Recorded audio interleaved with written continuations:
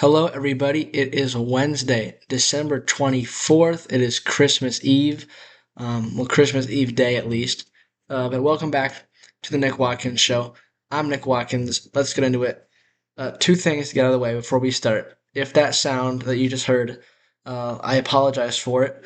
But it actually means good things for this channel because that is the new internet or whatever being installed, which means that starting soon, I guess, as soon as possible, I will be able to watch the Warriors and the Sharks live for the first time in basically a month, ever since Comcast, Xfinity upped their prices, which is, you know, anyway, that sound, it's going to be annoying for this video, but it's going to pay great dividends for the future of this channel because I'll be able to actually comment on the games in a way that, I actually know what I'm talking about. That's the first thing. The second thing, I have a very special message on behalf of my number one fan and basketball contributor for this show, Grant. The message is Natalie, stop ghosting Grant. He's a great guy. Okay, that's the message. Those are the two things you gotta get out of the way. There is really not that much to talk about today. Today is December 24th, Christmas Eve. There are literally no professional sports games going on today, at least not for NBA, NFL, and NHL wise. Nothing's happening. NHL is going to be off till the 27th, which is Saturday. There is obviously basketball tomorrow, the Christmas tradition. We'll talk about that tomorrow, and as well as football. It's a Thursday, so there will be football. This is the second year that NFL has done games on Christmas, and there are three of them this time because there are two Netflix games and then Thursday Night Football as per usual on Prime.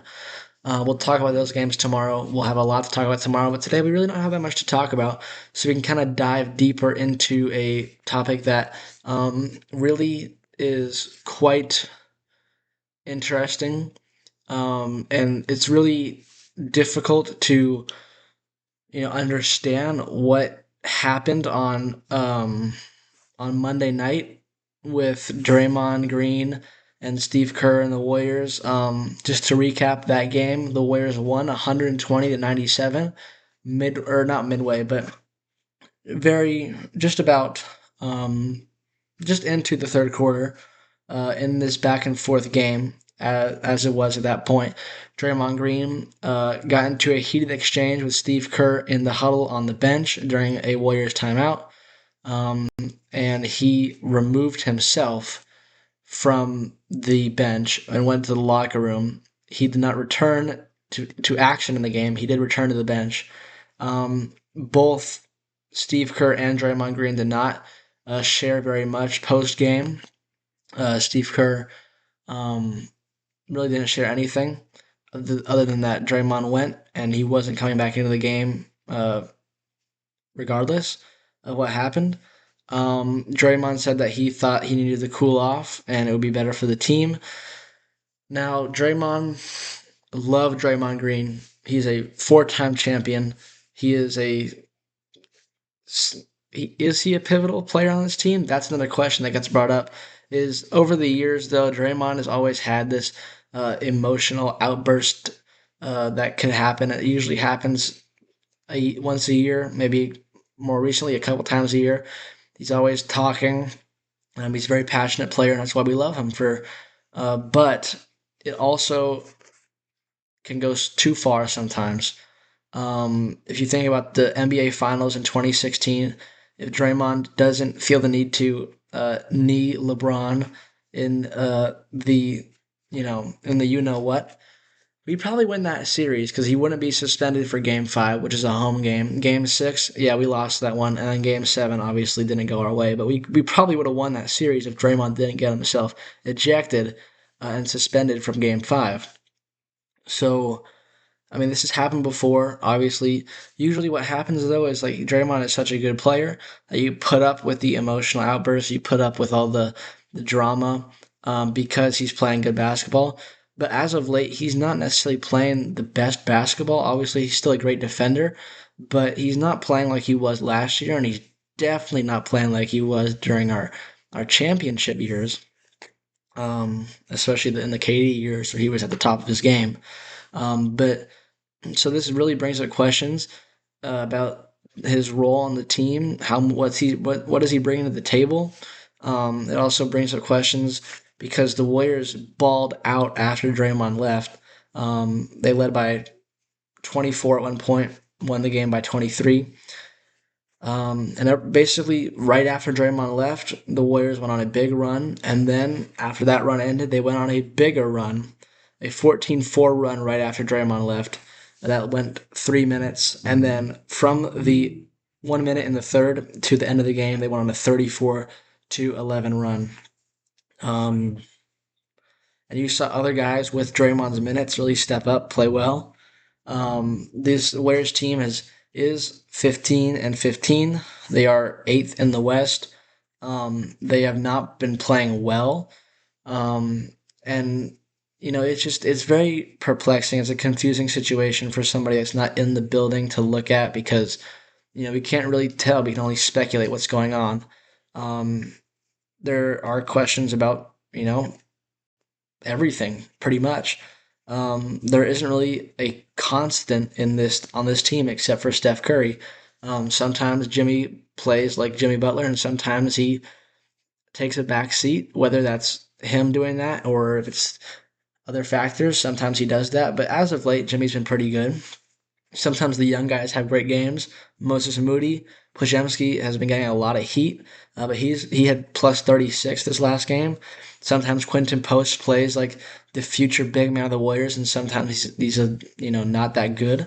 Um, it's a very interesting situation, and we'll have to see what happens on Christmas on national TV. How Draymond plays, how the team plays, because the Mavericks are coming off a big win that happened last night. We'll talk about this game actually.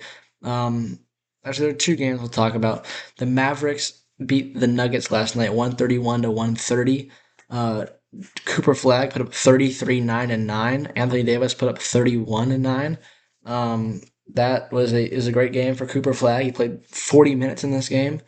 It was a The Mavericks are 12 and 9, and they took it to the Denver Nuggets, who are 21 and 8, and we have to play the Mavericks. So hopefully they're not feeling too good about themselves. And then obviously Thunder watch. The Thunder lost to the Spurs. They're now 26-4. Only 26-4. They're a very good basketball team. We know this. So yeah, that's what happened last night in the NBA, and that's the situation concerning the Warriors. So that's basketball. I guess we'll take a couple minutes to talk about baseball. Still waiting on Kyle Tucker, Bregman. Who's the other one? Is there another? I feel like I'm forgetting somebody there. I think it's just Tucker and Bregman. And then, of course, there are some pitchers still available, like Valdez and stuff like that. And Bichette, obviously. Um, I want to talk about a move that the Pittsburgh Pirates made, signing Ryan O'Hearn to a 2-year deal. O'Hearn was an all-star last year with the Orioles. He was traded to the Padres, didn't play as good with the Padres as he was with the Orioles in the first half, but he's still a good player, a lefty. The Padres use him as a platoon guy. He can play first, he can DH, he can play a tiny bit of left field. And I think this is very interesting.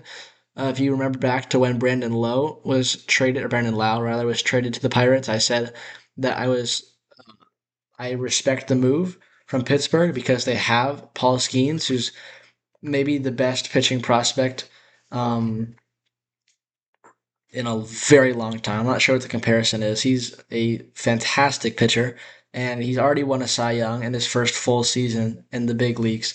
So Paul Skeens, the Pirates are not the best team. It kind of feels like for a lot of other franchises, they would just wait out Skeens, either trade him or wait for him to sign with somebody else.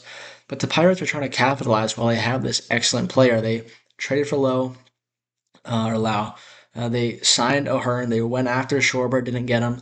But the Pirates are a couple pieces away from contending. Obviously, they're not a contender right now. They still need some more pieces. But I respect the heck out of the Pirates for actually trying. And a lot of teams don't try, but the Pirates are giving an effort, and I respect that. So that's going to do it for today. Not that much to talk about, but tomorrow we'll have a lot to talk about. Tomorrow will be Christmas.